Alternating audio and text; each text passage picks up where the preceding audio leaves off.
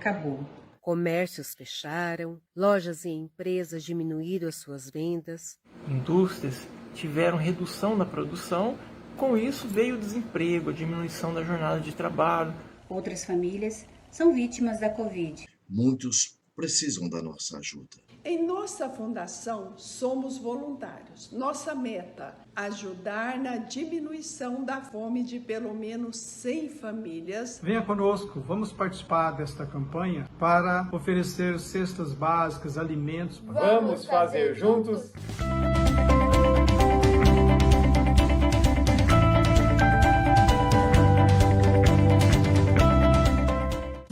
Essa sacolão significa muito para mim, porque eu sou viúva, né?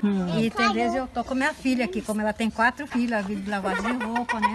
Tô aqui de coração aberto para agradecer. Sou Ângelo Junqueira, colaborador da Fundação Espírita Rachel Stengruber. E gostaria de te fazer um convite muito especial. Participar da campanha Vamos Fazer Juntos. Uma das questões mais relevantes é que nós possamos disponibilizar para essas famílias as cestas básicas. E a Fundação não dispõe do recurso para atender essas 100 famílias. Por isso, contamos com você. Ficamos muito felizes em ver que a nossa solidariedade tem contribuído para um mundo melhor. Vamos fazer juntos. Vamos fazer juntos. Vamos fazer juntos. Vamos fazer juntos?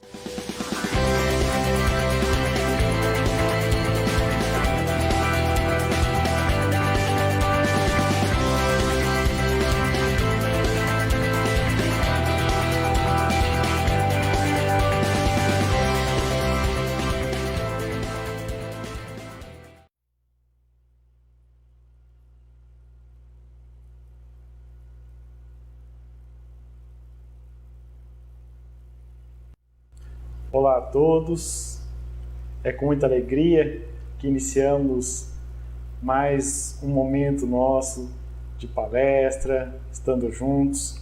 Então, como nós acabamos de ver, todos estamos sendo convidados a estar colaborando nessa campanha tão importante. A Fundação ela atende diversas famílias e a sua colaboração ela é muito importante e valiosa. Na noite de hoje, nós vamos refletir um pouco mais nesse momento. Nós estamos vivendo o Setembro Amarelo e muitas colaborações a doutrina espírita nos traz para que nós tenhamos cada vez mais uma saúde mental, saúde emocional, saúde espiritual cada vez maior, mais constante nas nossas vidas. A nossa reflexão de hoje, ela está em como lidar com as decepções e as frustrações. Deixa eu colocar aqui para que nós possamos ver. Aqui. Ok. Aí. Então esse daqui vai ser o nosso bate-papo de hoje. Nós vamos fazer embasado em O Livro dos Espíritos em duas questões bem específicas e nós vamos aprofundar um pouco mais esse diálogo, essas reflexões. Antes de iniciarmos a nossa palestra, nós vamos fazer então a nossa abertura, né? Então, nós vamos fazer aqui a nossa leitura do livro Vida Feliz, discografia de Joana de Ângeles, a mensagem número 17. Mantenha os teus pensamentos em ritmo de saúde e otimismo. A mente é dínamo poderoso. Conforme pensares, atrairás respostas vibratórias equivalentes. Quem cultiva doença sempre padece problemas dessa natureza. Quem preserva a saúde sempre supera as enfermidades. Pensa corretamente e serás inspirado por Deus a encontrar as soluções melhores. O pensamento edificante e bom é também uma oração sem palavras, que se faz sempre ouvida. Mensagem de Joana de Ângeles, pelo médium Divaldo Pereira Franco. Vamos fazer então a nossa oração. Mestre Jesus, de amor e bondade, a Ti, Senhor, rogamos todo auxílio, toda proteção, principalmente nesses momentos em que toda a humanidade está vivenciando, em que estamos passando por tantas transformações do lado de fora e também dentro de nós. Envolva, Senhor, a todos os lares, onde as situações mais adversas se encontram, que possamos cada vez mais desenvolver em nós a serenidade, a fé, a perseverança, a certeza do amanhã melhor. Envolva, nos proteja, nos ampare, hoje e sempre. Muito obrigado por tudo. Esteja conosco, que assim seja. Muito bom. Então, dando aqui a nossa sequência. Isso, vamos lá. Como lidar com decepções e frustrações? Então, como nós falamos, nós vamos trabalhar com a quarta parte do Livro dos Espíritos, das Esperanças e Consolações, no capítulo 1, das penas e gozos terrestres, onde se fala das decepções, ingratidão, afeições destruídas. São duas questões, sendo que uma delas tem um desdobramento, então 3 questões para nós estarmos trabalhando. A primeira será a questão 937, aonde Kardec vai perguntar aos benfeitores o seguinte: para o homem de coração, as decepções oriundas da ingratidão e da fragilidade, dos laços da amizade, não são também uma fonte de amarguras? Vejamos aqui a intenção da pergunta de Allan Kardec. Ele está justamente falando das relações. Como nós vimos, vou voltar aqui só para nos situarmos. Essa parte do Livro dos Espíritos, do que está falando? Justamente do que? Decepções, da ingratidão e afeições destruídas. Né? Aonde que está? Justamente em penas e gozos terrestres, mas situado nas esperanças e consolações. Então isso daqui está relacionado a todos nós. Todos nós, seres humanos, nessas nossas relações e interações, interrelacionamentos, nós colocamos expectativas, nós manifestamos aquilo que nós esperamos dessa interação com o outro, seja com quem? Amigos, familiares, nas nossas relações com colegas de trabalho, patrão, funcionário, cliente, nas nossas diversas relações. Desde a nossa pequenez infância, desde enquanto bebê, até nós chegarmos à nossa terceira idade, né? A fase de idoso, nós sempre vamos estar nessas relações e temos, em relação ao outro, algo. Pode ser no maior grau ou menor grau, mas a forma de como isso acontecer sempre vai estar presente. Por isso a pergunta então aqui nessa relação. Quando acontece a decepção, que se origina do quê? Da ingratidão. Vejamos que não é em qualquer relação que há isso. Geralmente são relações que estão próximas de nós. São relações com quem nós já temos vínculos estabelecidos ou uma proximidade diante de alguma situação que nos chama mais a atenção. Então, retomando. Para o homem de coração, veja que não é qualquer situação, né? O que é esse homem de coração? A mulher de coração? O ser humano de coração? É aquela pessoa que já está numa atividade de se dar nas relações. A pessoa já se coloca frente à vida, às pessoas, com uma certa atitude diferenciada. E para ela, o que vai acontecer? Decepções oriundas da ingratidão e da fragilidade dos laços da amizade. Isso não vai gerar uma certa amargura? Pergunta Allan Kardec. E vejamos qual que é as reflexões que os benfeitores nos proporcionam. São, porém, eu adoro esses poréns. Vejamos que quando eles trazem uma resposta, né, eles trazem uma direção. Né? Sim, não, o é ou não é, como colocou aqui, são, isso é. Porém, aí agora que vem o como isso se procede. Deveis lastimar os ingratos e os amigos infiéis. Por quê? Porque eles serão muito mais infelizes do que vós. Vejamos que aqui está colocando a responsabilidade maior em quem? Em quem comete a ingratidão ou em quem sofre a ingratidão? Vejamos que o processo de realizar o ato da ingratidão é de maior responsável para essa pessoa. Então, aqui está. Deveis lastimar os ingratos e os amigos infiéis. Serão muito mais infelizes do que vós. E a origem de tudo, a ingratidão, é filha do egoísmo. E o egoísmo topará mais tarde com corações insensíveis, como o seu próprio o foi. Lembrai-vos de todos os que fizeram mais bem do que vós, que valeram muito mais do que vós e que tiveram por paga a ingratidão. Eles vão continuar ainda.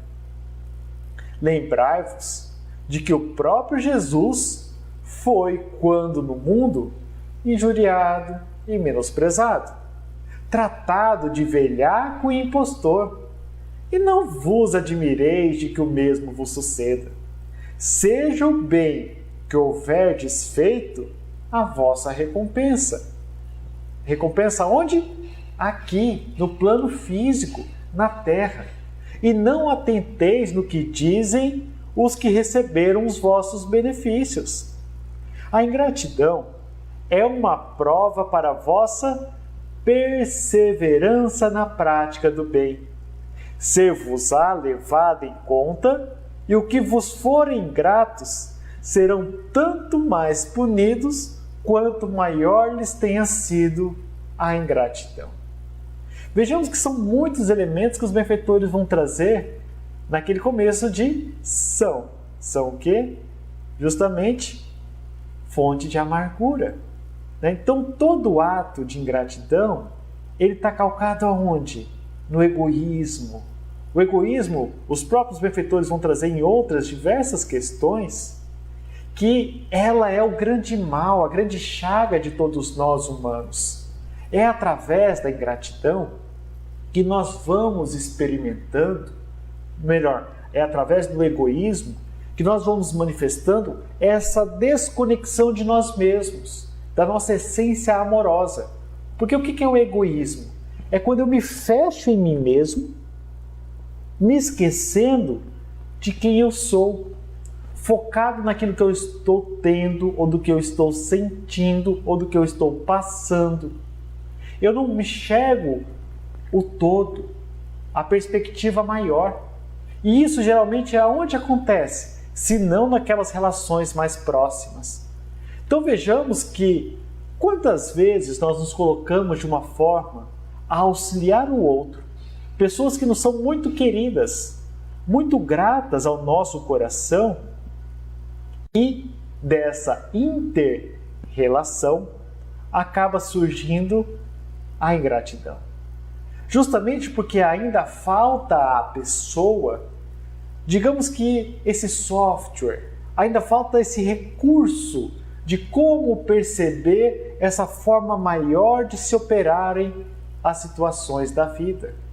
A gente fica ainda, por quê? Porque por mais vezes ou menos vezes acabamos cometendo ingratidões. Seja no começo da nossa vida, seja ainda nesse momento, seja em alguma situação mais no futuro, porque ainda faz parte da nossa condição evolutiva, mas cada vez menos. Porque nós vamos nos esforçando cada vez mais em percebermos essas relações, porque como os próprios benfeitores colocaram, vou retomar aqui para nós vermos. Na outra. Isso.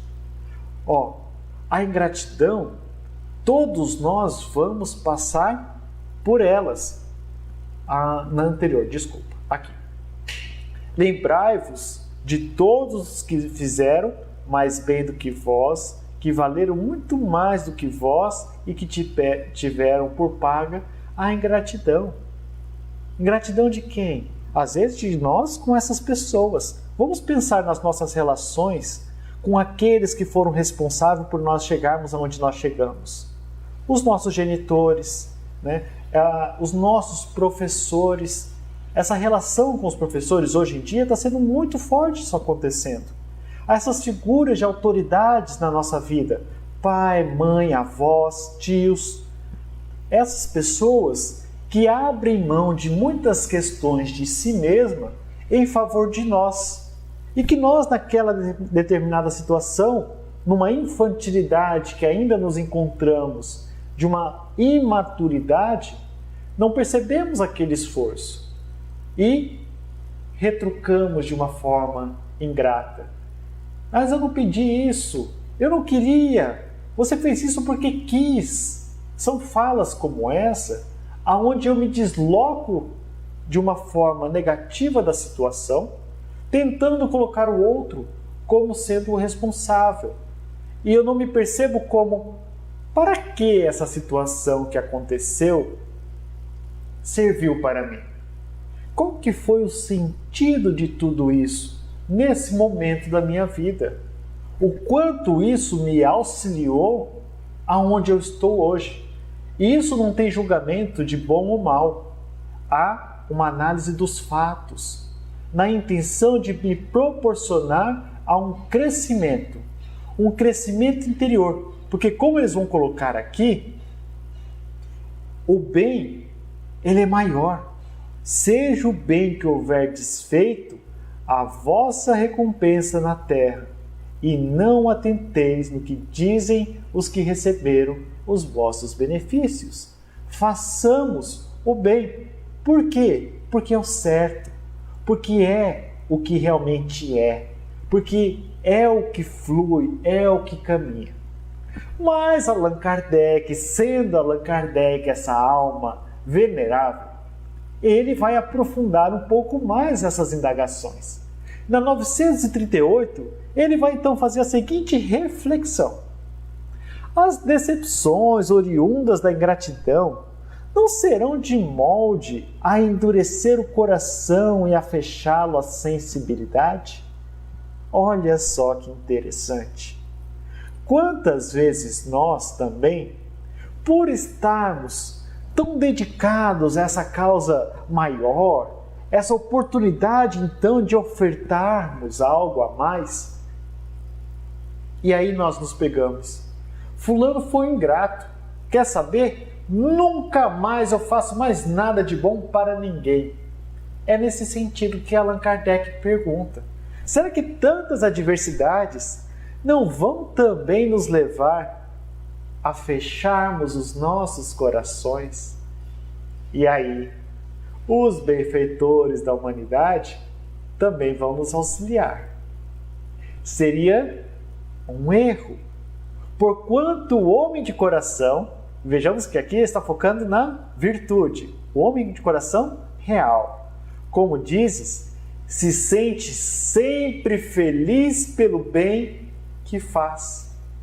É a verdadeira caridade, desprovida de qualquer segundas intenções, de qualquer interesse através do ato que realiza. Vejamos como ele continua. Sabe que, se esse bem for esquecido nesta vida, será lembrado na outra, e que o ingrato envergonhará e terá remorso da sua ingratidão. Este aqui é o pensamento de espírito imortal. É o pensamento que amplia além do foco de conflito e enxerga a situação como um todo. É quando eu vejo o fato além do fato. Eu vejo as pessoas envolvidas, as suas intenções positivas, as suas intenções negativas, às vezes as suas energias mal direcionadas. Porque a pessoa às vezes ela quis fazer um bem, mas a forma como ela quis fazer aquele bem gerou uma violência. Não foi da melhor forma, mas ela tinha uma boa intenção. E aí eu consigo perceber para que serviu essa situação. Vejamos que o bem, ele não é focado no outro, ele é focado em mim mesmo. É esse autoconhecimento. Eu sei quem eu sou diante da vida, diante das relações com o todo, com o universo e com as pessoas. E aí, cada vez mais, eu vou podendo interagir de uma forma suave, leve, de uma forma onde eu me coloco de maneira presente frente à vida. Porque há adversidades, ainda mais na circunstância em que nos encontramos de evolução, um planeta ainda de provas e expiações, transitando para um mundo de regeneração, mas ainda na segunda categoria, como Allan Kardec deixa também claro para nós no Livro dos Espíritos. Nós ainda estamos nas fases iniciais da evolução.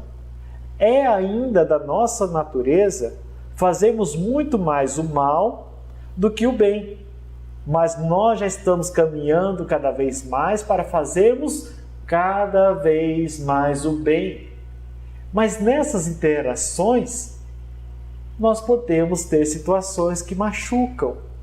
A questão é, como eu estou nisso? Então pensamos nós que somos pais, mães, que temos esse compromisso na educação de almas por uma faixa transitória, né? Que é aquela fase que o filho, a filha, está mais diretamente ligado aos pais.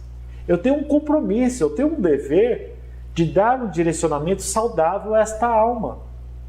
E não quer dizer que fazer isso, muitas vezes eu vou estar concordando com as atitudes do meu filho, da minha filha. E isso não quer dizer que eu deixo de amá-los. Justamente é o contrário. Por muito amar, por eu me colocar nessa situação de não ser apenas eu, fechado em mim, o egoísmo, eu vou perceber a situação de uma forma mais ampla. Quais são as tendências que essas almas que a vida me confiou, que eu posso auxiliar no seu crescimento espiritual. E então, enquanto pais e mães, é do nosso dever auxiliá-los nesse crescimento. Se o meu filho, minha filha, mais para frente, vai querer seguir esse caminho, é deles. Eles têm toda a liberdade. Mas eu cumpri com o meu dever. De quê? O auxiliá-lo. Não quer dizer que eu vou acertar sempre, mas eu vou fazer os esforços. E o que é fazer o esforço? É o exercício. A cada vez que uma situação é apresentada, eu vou me colocar na condição daquele que também aprende com a situação. E o mesmo se dá ao contrário. Se eu, na minha relação com os meus pais, eu estou percebendo algo que eu posso auxiliá-los, é do meu dever enquanto filhos, eu, meus irmãos, nessa relação, dizer para os meus pais o que eu percebo. Pai, mãe, avô, avó, eu estou percebendo que isso que está acontecendo não está bom. E como o outro recebe esta carta, é do outro. A questão é, a carta que eu entreguei, a minha atitude, ela é focada no bem maior, nas virtudes, naquilo que faz bem. E como é que eu vou saber o que faz bem? Porque tem um método ecológico. Tudo que faz bem, ele não faz bem apenas para uma pessoa só. É um bem maior. Ele faz bem para mim, ele faz bem para o outro e faz bem para todos. Então eu vou refletir. Eu vou fazer esse processo de autoconhecimento. Como eu estou diante das situações? Por que com determinada pessoa eu interajo de uma forma melhor e com outra eu tenho maior dificuldade? Por que quando essa outra pessoa me diz alguma coisa, isso mexe comigo nas minhas estruturas? Eu me sinto profundamente abalado, desmotivado e por muitas vezes até com a intenção de sair da vida física. Porque essas pessoas, como nós dissemos, são pessoas que exercem um certo grau de relação. E são figuras de autoridade dentro de nós. E não quer dizer que são mais velhas que nós. Muitas vezes são pessoas mais novas. A questão é, quais são os vínculos que foram estabelecidos? Por quê? Ou melhor, para que eu estou passando por essa situação? O que eu posso aprender com isso? Então, voltando aqui no que os benfeitores nos trazem, eles trazem essa condição do homem de bem. O homem de coração, o homem, a mulher, o ser humano de bem, ele está focado na positividade, na virtude. O ato do outro é do outro. O que eu escolho fazer, isso sim, isso diz respeito a mim.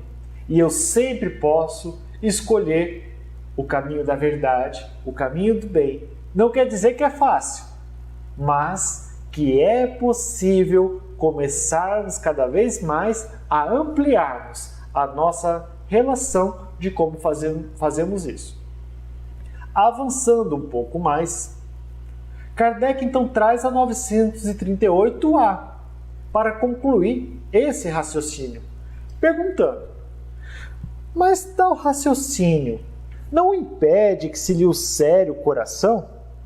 Não, melhor dizendo, tal raciocínio não impede que se ulcere o coração, né? Tal situação vai deixar marcas. E aí vem a reflexão. Ora, daí não poderá nascer-lhe a ideia de que seria mais feliz se fosse menos sensível? Vejamos a intenção disso, né? Já que realmente vai machucar, né? Ou melhor, que pode machucar, não seria melhor então a gente ser insensível nessa relação do outro? Vamos ver os benfeitores. Pode-se preferir a felicidade da onde? Do egoísta. Triste felicidade essa. Saiba, pois, que os amigos ingratos que o abandonam não são dignos de sua amizade e que se enganou a respeito deles. Assim sendo, não há de que lamentar o tê-los perdido. Mais tarde achará outros que saberão compreendê-lo melhor.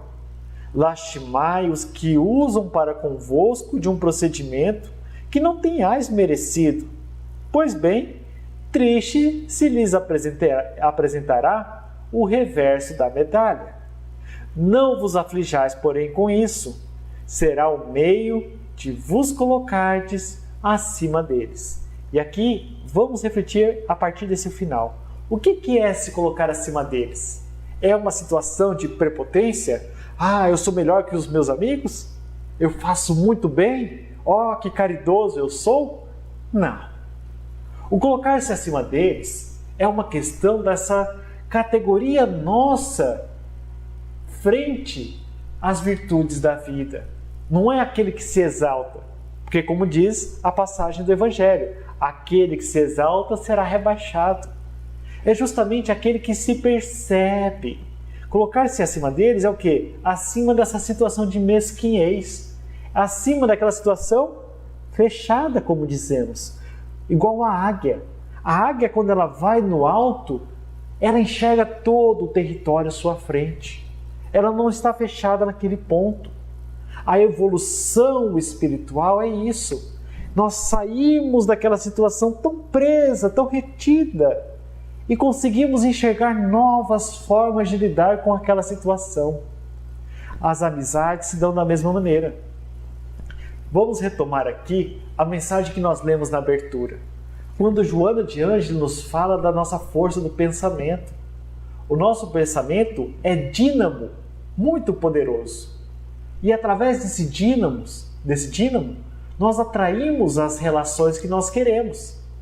E nós vamos perceber na nossa história de vida com quantas pessoas diferentes nós tivemos oportunidade de nos relacionarmos.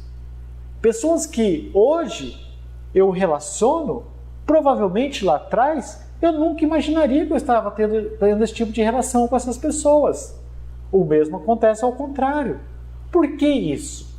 Porque a nossa forma de se colocar frente à vida, ela vai se modificando. Novos sentidos vão nos chegando, novas percepções de como isso eu quero dar continuidade vai acontecendo. É uma fala muito comum daqueles que se tornam espíritas dizerem: muitos dos meus amigos que eu tinha antes, hoje eu não tenho mais. Eu não tenho mais contato com eles. Quer dizer que você deixou de estar, você brigou com eles? Não, mas a afinidade já vai se modificando. Os interesses já são outros. Então, quando eu me pego nesse pensamento dessa falsa felicidade, ou como bem eles colocam aqui, da felicidade egoísta, é o quê? Eu quero que o outro seja feliz. Conhece aquela música? Vem me fazer feliz porque eu te amo. Como assim? Não é o outro que vai me fazer feliz, nem eu que vou fazer o outro feliz. A felicidade é uma condição íntima de nós. E é uma condição íntima de quê? De como eu estou me enxergando, de como eu estou me percebendo, de como eu estou me colocando diante dos fatos. E Kardec ele vai continuar as reflexões através de um comentário. Ele diz: a natureza deu ao homem a necessidade de amar e ser amado. Um dos maiores gozos que lhes são concedidos na terra é o de quê? Encontrar corações que com o seu simpatizem, fazer conexões. Nas alegrias que esses encontros proporcionam, tem o homem as primícias da felicidade que o aguarda no mundo dos espíritos perfeitos, onde tudo é amor e benignidade. Desse gozo está excluído o egoísta. Vejamos que as reflexões que o próprio Kardec traz, elas são profundamente verdadeiras. Todos nós, seres humanos, trazemos a necessidade de fazermos conexão de coração com coração. É o nosso ato de autotranscendência. O que é essa autotranscendência? É quando, além de pensar em mim, eu também penso no outro de uma forma sadia. Como? Me cuidando, me dando o melhor para mim mesmo, mas também ofertando ao outro. É aquele pensamento de fazer ao próximo aquilo que eu gostaria que o próximo também fizesse a mim. É aonde eu faço a conexão verdadeira, que das altas esferas, os espíritos que nos tutelam fazem conosco. Eles têm profundas vinculações conosco. E a vinculação maior é de Deus. Deus está em profunda conexão com cada alma, com cada um de nós o tempo todo. Por vezes, nós, fechada em nós, não percebemos essa conexão. E aí, o que acontece? Quando encontramos justamente esses corações, o que nós sentimos? Uma alegria profunda. Nós queremos que essas conexões se aprofundem cada vez mais. São aqueles laços familiares que nós vamos ver de profundo significado. E não quer dizer aqui familiar de consanguíneo, mas sim essa familiaridade espiritual. Uma sintonia que transcende o próprio corpo físico. É o que nos leva cada vez mais a nos enxergarmos enquanto espíritos, filhos de um único Pai, todos irmãos em humanidade. Esse pensamento maior, ele vai nos levar cada vez mais a nos conectarmos com aqueles que também assim o pensam. E o que é essa conexão? É uma conexão afetiva. É uma conexão afetiva de querer bem. Quanto mais eu quero bem, não só a mim, mas também ao outro, tudo cresce. Tudo em nós vai se expandindo. É uma forma ecológica de como se proceder. E para ilustrar esse momento, dessas situações, desafios que todos nós passamos, eu quero trazer aqui um fato de um trecho da vida de uma alma grandiosa, um pequeno gigante que passou entre nós. O seu nome todos o conhecem. Ele era o pobrezinho de Assis. Este rapaz aqui, o amigo de todos os animais, de todos os homens. Para nós sabermos um pouco quem foi ele, vamos aqui, ó. Giovanni di Pietro di Bernardone, ou Francisco de Assis nasceu em Assis, na Itália, no dia 5 de julho de 1182. Era filho de um rico e conceituado comerciante de tecido de Assis. Sua mãe, Picalina, ela era francesa. E ele, por ter esse jeito meio franzino, ele era bem magrinho. Ele parecia um pequeno francês. Por isso, Francisco, pequeno francês. Francisco, ele foi criado como esse filho varão, esse filho único da família, aonde ele ia herdar as coisas de seu pai. Ele ia ser um comerciante, um rico comerciante de tecidos. E como todo jovem de sua época, ele adorava tudo aquilo que a vida lhe apresentava. Então, houve um fato. Em 1202, a sua cidade de Assis entrou em guerra com a cidade vizinha, que era maior, Perúsia. E nesse embate, Francisco foi capturado e ficou preso por 1 ano. Longe dos seus pais, no cativeiro, ele tinha ido para a guerra para defender a bandeira de Assis, defender os negócios da família. E ele foi feito prisioneiro. Quando o tempo passa, quando se é pago os altos resgates, uma família rica tinha condições de pagar, Francisco volta para Assis. E aí ele sente o quê?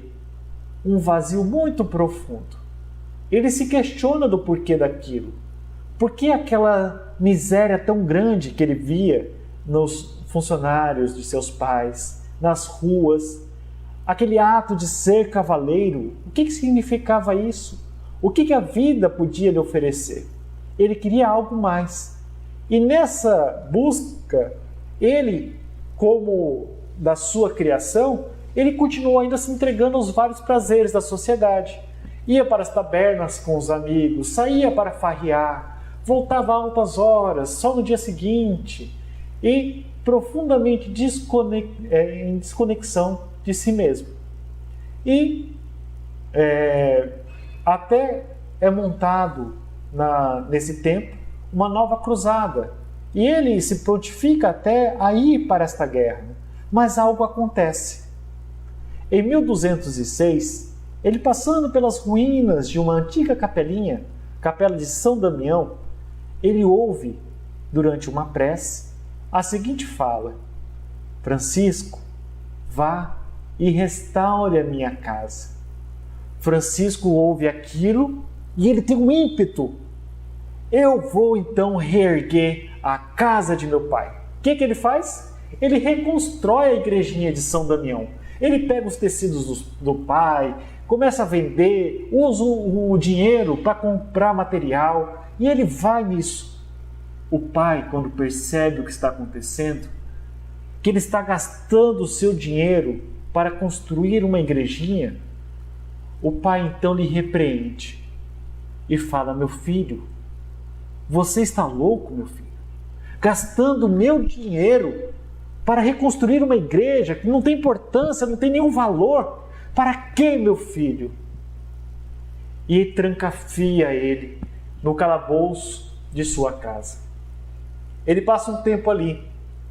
E Dona Picalina, como boa mãe, vai conversar com seu filho, buscando entender o que estava acontecendo. Por que dessa ingratidão com o pai? Por que de agir dessa maneira, de gastando dinheiro com essas coisas que não vão levar a lugar nenhum? E ele então lhe diz: minha mãe, eu sinto algo diferente dentro de mim. Eu sinto como que algo a mais eu posso fazer. E a mãe então, olhando nos seus olhos, abre as portas da cela onde ele se encontra e liberta o filho. A partir desse momento, ele começa a cantar outras formas de se viver, aonde somos convidados a desapegar daquilo que é o transitório, daquela sede de riqueza que ainda era muito comum na própria casa dele. Por isso que ele traz isso com tanta afirmação durante essa fase da vida. Ele via o pai, ele aprendeu a ser assim. E ele via, não era isso que eu queria. E ele canta isso para todo mundo. O pai, depois de um tempo, quando percebe, lhe tem uma repreensão muito forte. Leva ele ao centro da cidade. E então, acontece uma cena famosa, onde muitos conhecem, onde o filho fala para o pai: Pai, eu sou um filho ingrato. Reconheço que o senhor Bernardone fez tudo o que podia para eu ser um bom filho. E à medida que ele vai falando, ele vai retirando as roupas que tinha herdado de seu pai. Aquelas roupas ricas e luxuosas. Até que ele fica nu. E diante de toda a cidade, ele fala: meu pai, me desculpe, mas eu não posso ser desta maneira um bom filho. E o que era o bom filho nesta visão? Fechada, egoísta. Era aquele que utilizava os recursos que o pai tinha para viver a vida de uma forma de gastar, festejar, combater, guerrear. Mas Francisco havia percebido uma outra forma de um chamado de um outro, de seu pai, do pai maior. E a partir desse momento, então, ele começa a sua vida de dedicação a algo maior. Ele constrói em si um sentido para a sua vida. E aqui nós nos perguntamos: qual que é o sentido da minha vida? Por que eu faço o que eu estou fazendo? Por que eu tenho o que eu tenho hoje? Por que é tão necessário continuar tendo o que eu estou tendo? Fazer o que eu estou fazendo? E Francisco, então, ele faz isso. E ele vai cantar a alegria de se viver por toda a região de Assis, por toda a região da Úmbria. E muitos começam a ouvir. Outras almas começam a se juntar a ele. E vai crescendo este grupo. E ele então vai buscar uma forma de formalizar isso e forma então a Ordem dos Irmãos Menores, onde tem as suas regras, né? Da pobreza, da castidade, onde todos vão viver de uma forma simples, voltados a servir a si e ao próximo de uma forma bem desprovida das futilidades. E vejamos que aqui Francisco ele não faz um ataque às coisas do mundo. Como assim? É muito importante o progresso, como nos colocam os benfeitores da humanidade. É muito importante nós termos um trabalho, buscarmos ter qualidade de vida, saúde.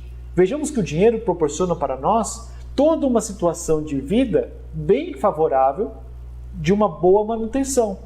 Francisco vai dizer para nós justamente dos excessos que nós cometemos, do quanto nós estamos fechados apenas na busca de ter. O quê? Eu tenho que ter dinheiro porque eu tenho que pagar minhas contas, porque eu fico fechado naquilo. Francisco vai nos convidar o quê?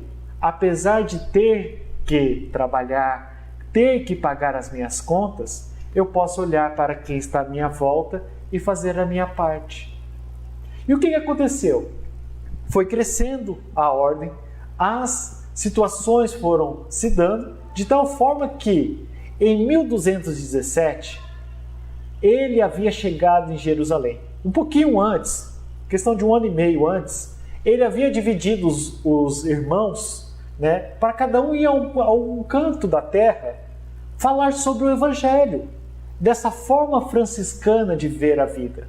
E foi o que aconteceu. E depois de um tempo, eles iam regressando para Assis. Então, Francisco ele leva um tempo da onde ele sai de Assis, ele vai até Jerusalém e retorna para Assis. E aqui vem uma questão muito interessante para nós falarmos. Nesta época, Jerusalém estava sob domínio muçulmano. Havia acontecido já antes, se eu não me engano, 2 cruzadas, onde as tais guerras santas defendiam esse local tão sagrado para diversas religiões. Tanto para os islâmicos, quanto para os judeus, para os cristãos, focados nas coisas. E Francisco vai até lá e conversa com o sultão. E o sultão, que estava no Egito, dá a ele um salvo-conduto para ele ir até as terras e voltar. Ele, o sultão, reconhece em Francisco um verdadeiro cristão, e é esta a condição de que ele permite isso. É uma história que vale a pena nós conhecermos em maior profundidade. Continuando. Então Francisco ele volta para as suas terras, volta para Assis. E aí ele encontra algo muito diferente.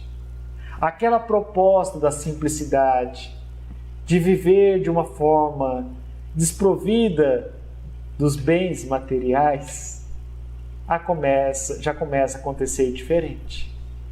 Quando Francisco volta, a ordem havia crescido de muitas maneiras, em pessoas e em tamanho físico.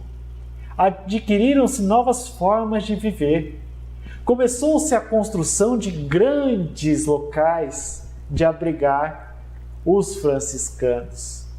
Francisco, quando chega e vê aquilo, e sente aquela ingratidão lhe tocando no íntimo de sua obra, como assim fizeram isso com a minha proposta? Ele então percebe algo, ele sobe no telhado e começa a jogar telhas, gritando com todo mundo. Por quê? Não bastava mais essa simplicidade que Francisco havia proposto. Então ele começa a jogar todas as telhas do chão, dizendo que eles eram todos ingratos, que como eles faziam isso com ele. E os irmãos que ali se encontravam falavam: Francisco, esta agora é a nossa ordem, é assim que vai ser. E um dos frades, então, procura ele e fala: irmão Francisco, paizinho seráfico, vá conversar com a irmã Clara. Clara pode lhe auxiliar.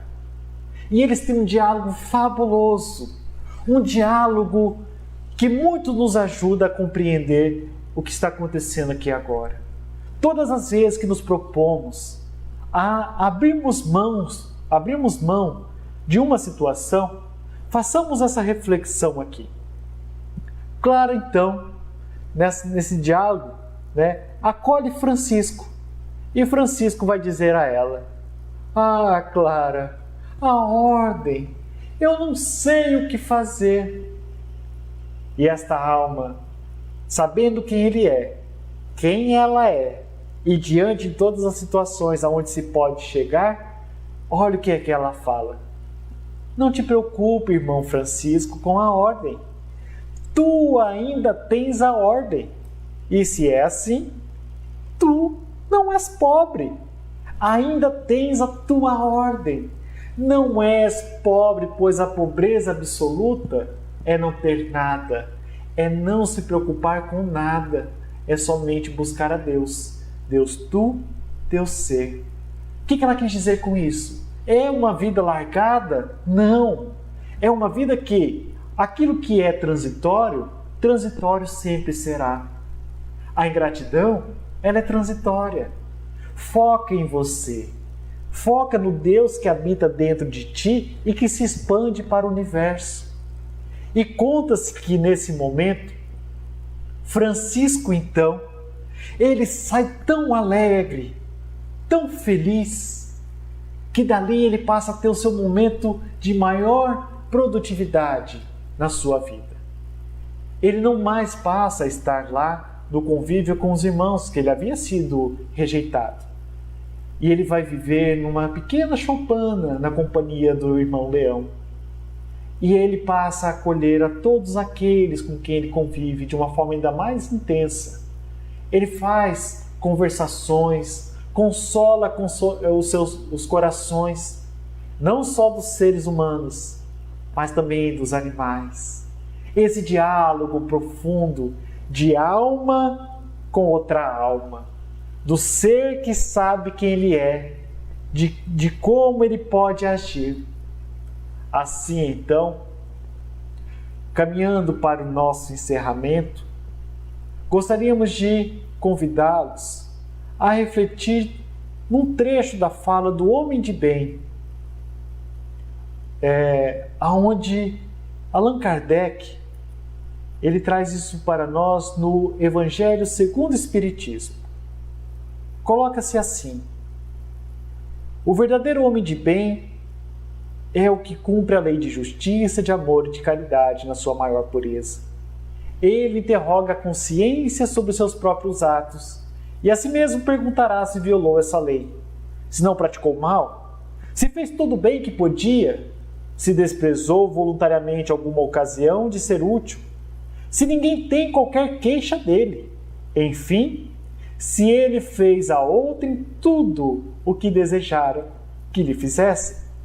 Deposita fé em Deus e na sua sabedoria. Sabe que sem a sua permissão nada acontece e se lhe submete à vontade em todas as coisas. Tem fé no futuro, razão porque coloca os bens espirituais acima dos bens temporais. Sabe que todas as vicissitudes da vida, todas as dores, todas as decepções são provas ou expiações e as aceita sem murmurar.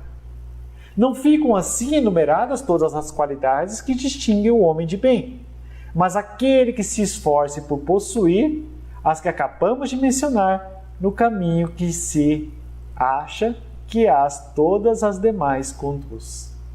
Este, portanto, é a condição do espírito de bem, da alma de bem, de nós, seres humanos, cada vez mais seres de bem. Então, como que eu vou lidar com a ingratidão de uma forma bem prática? E aí, eu vou trazer de novo esse nosso amigo. A oração de Francisco nos diz: Senhor, fazei de mim o instrumento de vossa paz. Eu posso ser a paz, porque eu sou a paz. E aí, os movimentos dentro de mim, manifestando lá fora. Onde dentro de mim houver o ódio, o amor, ofensa, o perdão, a discórdia, a união, a dúvida, a fé, o erro, a verdade, o desespero, a esperança, a tristeza, a alegria, as trevas, a luz. Eu vou nesse esforço de me perceber e me colocar em outras possibilidades. A ingratidão é do outro, a questão é comigo. Eu estou fazendo isso porque eu quero, porque eu posso, eu mereço fazer o melhor comigo. E ele continua: ó Mestre, fazei com que eu procure mais, consolar do que ser consolado, compreender do que ser compreendido, amar que ser amado, pois é dando que se recebe, é perdoando que se é perdoado, e é morrendo que se vive para a vida eterna. Dessa maneira, gostaria de agradecer a presença de cada um, que possamos cada vez mais nós estamos agindo de uma forma consciente frente à vida. É possível sim fazer diferente. É possível sim sermos nós aqueles que oferecem. Sermos nós aqueles que dão, sem necessariamente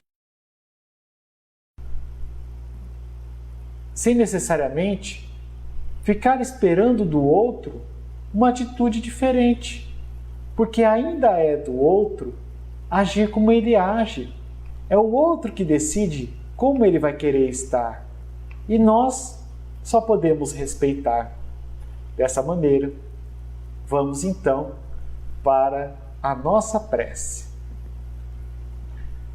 Mestre Jesus, de amor e bondade, a Ti, Senhor, somos gratos por tudo quanto nos tem sido oferecido. Envolva, Senhor, o nosso planeta, nesse momento de profundas transformações, que possamos fazer escolhas cada vez mais conscientes, que assumamos as nossas responsabilidades diante de cada desafio. Envolva os lares, aonde o desespero, a sintonia amorosa se fazem presente. Que possamos ser hoje melhor do que ontem e amanhã melhor do que hoje. Ampare, nos proteja hoje e sempre. Muito obrigado por tudo e que assim seja. Nossa profunda gratidão a cada um e que possamos cada vez mais sermos esses aqueles que oferecem. Muito obrigado e até uma próxima companhia. Vou colocar aqui no final, para aqueles que não perceberam ou que se quiserem ver de novo, a campanha que a nossa fundação está fazendo de arrecadação para auxílio a diversas famílias. Deixa eu colocar aqui. Isso. Então vamos fazer juntos. Vamos também nós darmos a nossa parte. É possível. Gratidão e até uma próxima oportunidade.